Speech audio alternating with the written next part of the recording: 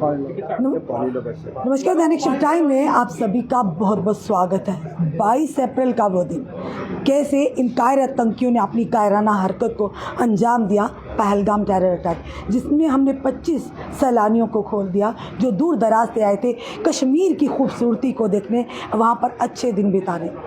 पर उसी के चलते पूरा देश गमगीन था। पूरे देश में इसको लेकर कंडेम किया गया और वहीं पर कहेंगे पहली बार कश्मीर घाटी में देखा जहां पर आतंकवादियों के जनाजे में लाखों लोग शिरकत करते थे, शामिल होते थे। इस बार आतंकवाद के खिलाफ कश्मीरी जो लोग हैं वो भी सड़कों पर उतरे। इस समय हमारे साथ चीफ पार्टनर हिंदू राष्ट्र मुस्लिम मंच के हमारे साथ RSS के मेंबर भी हैं इंद्रेश कुमार जी, डॉक्टर इंद्रेश कुमार जी। सर, किस तरह से इस घटना को आप देखते हैं?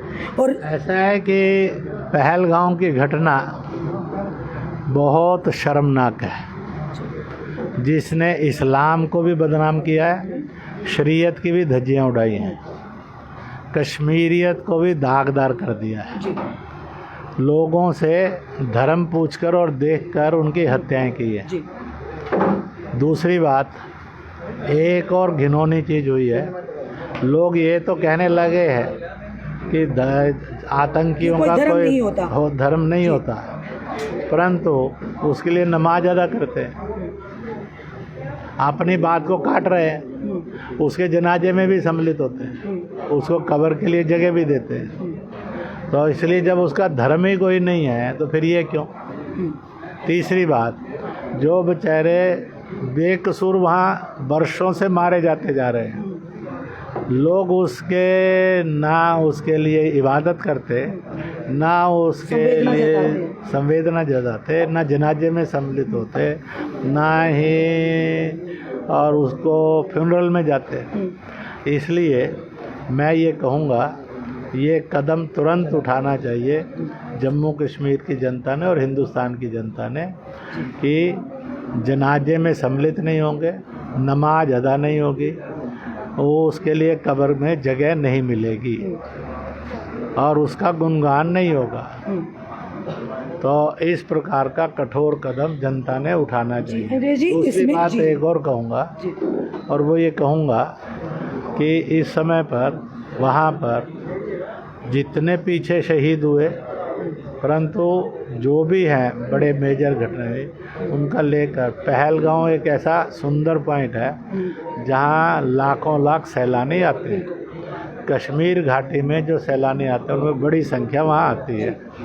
तो वहां पर एक बहुत सुंदर स्मारक बनाना चाहिए जो पाकिस्तान के विभत्स चेहरे को भी बताए, जो आतंकवादियों के करैक्टर की पोल भी खोले, जो और कहते हैं कि उसका कोई मजहब नहीं होता, यह इसका भी और साफ चेहरा दिखाएं।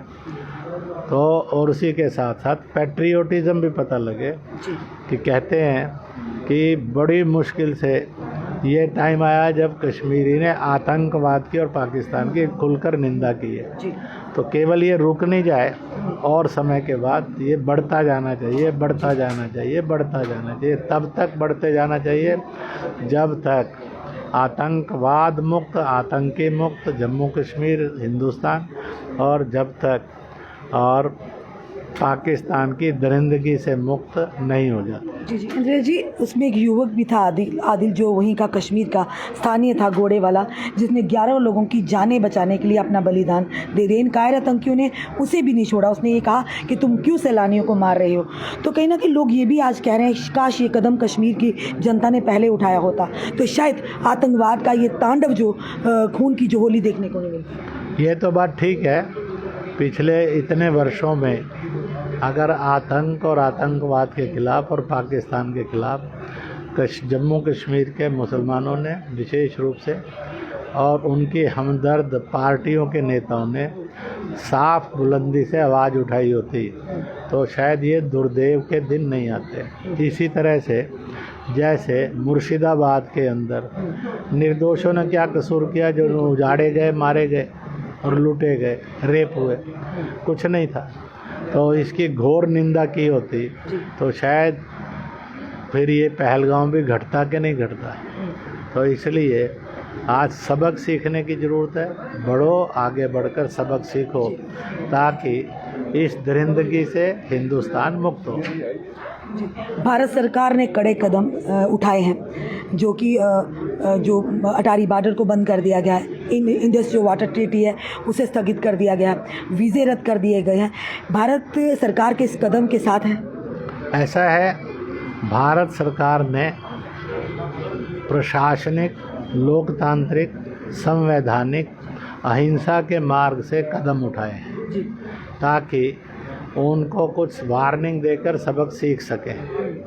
परंतु सरकार इस बात के लिए भी तैयार है कि उसको अगर कोई और आक्रामक रवैया उठाना है तो उठाएगी। जनता की मांग एक ही है, वो ये है कि हर हालत में अब सबक सिखाने का समय आ गया, चाहे आतंकवादी हो, चाहे पाकिस्तानी हो। बिल्कुल। अंदर जी लास्ट सवाल इतना ही नहीं है, लोग तो कहते हैं कि कहीं ना कहीं बांग्लादेशी को भी और बंगाल के अंदर बंगाली को भी ये सबक सीखना चाहिए कि वह गलत रास्ते पर ना जाए।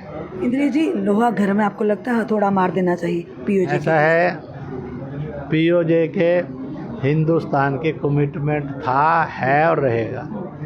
कितनी सत्ताएं आई और चली गई, 24 सीटें पीओजे की आज भी कुर्सियां खाली हैं। उसमें कांग्रेस की भी सत्ता आई, मिलीजुली पार्टियों की भी सत्ता है, एनसी की भी आई, पीडीपी की भी आई, सबकी आई, सब ने उन कुर्सियों को बना कर रखा और इसलिए वह कुर्सियां डेमोक्रेटिकली जम्मू कश्मीर की हैं।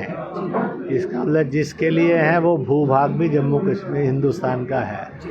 यह इस देश की कमिटमेंट थी, है। कब पूरी होगी इसकी प्रतीक्षा है। राम जन्मभूमि की पूरी हो गई, 370 हटने की पूरी हो गई, 3 तलाक जैसे दरिंदगी कानून से मुक्ति की पूरी हो गई, ये भी पूरी होगी। धन्यवाद। चीफ पैटर्न राष्ट्रीय मुस्लिम मंच के जो chief patron doctor Indresh Kumar ji ने कहा कि पीओजे की हमारी कमिटमेंट थी, है और रहेगी। कब होगी इसका इंतज़ार रहेगा। वहीं पर उन्होंने कहा कि आतंकवाद का खात्मा करने के लिए देशवासियों को एक होना होगा, खास करके जम्मू कश्मीर की जनता को। पाकिस्तान का वो घिनौना चेहरा जो हमने पहलगाम टेरर अटैक की सूरत में देखा, किस तरह से 26 सैलानियों की जान गई है। और ये भी कहा जा रहा है कि काश कश्मीर के लोग पहले इस तरह से आतंकवाद के खिलाफ सड़कों पर उतरे होते तो इतने निहत्तों की, बेकसूरों की जान नहीं जाती। फिलहाल आपका क्या कहना है ज़रूर बताइएगा और उस वीडियो को शेयर कीजिएगा। जुड़े रहिए ऐसे हमारे साथ अगले अपडेट के लिए। जय हिंद, जय भारत।